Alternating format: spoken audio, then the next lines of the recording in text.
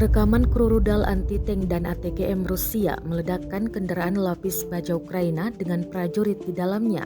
Ramai beredar di Telegram pada Jumat, 27 Januari 2023.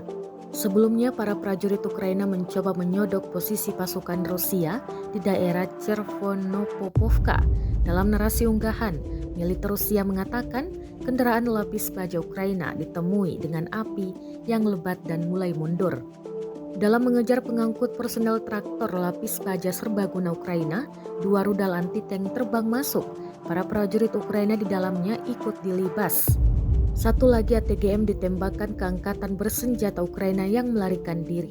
Jelas narasi unggahan. Rekamannya pun menuai berbagai komentar dari warganet. Perang Rusia dan Ukraina ke depan bisa jadi semakin panas. Ini setelah Jerman membuat keputusan baru. Mereka bakal mengirim tank tempur ke Ukraina. Setidaknya 14 tank tempur jenis Leopard 2 siap dikirim. Jerman juga memberi izin kepada negara lain jika ingin mengirimkan Leopard 2 ke Ukraina.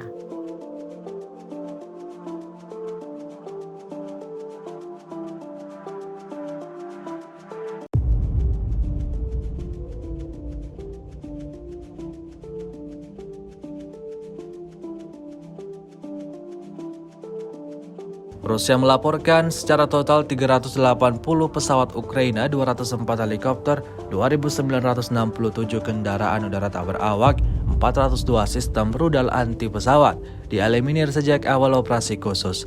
Sedangkan dari kubu Kiev, Kementerian Pertahanan Ukraina melaporkan 850 tentara Rusia dieliminir dalam sehari terakhir.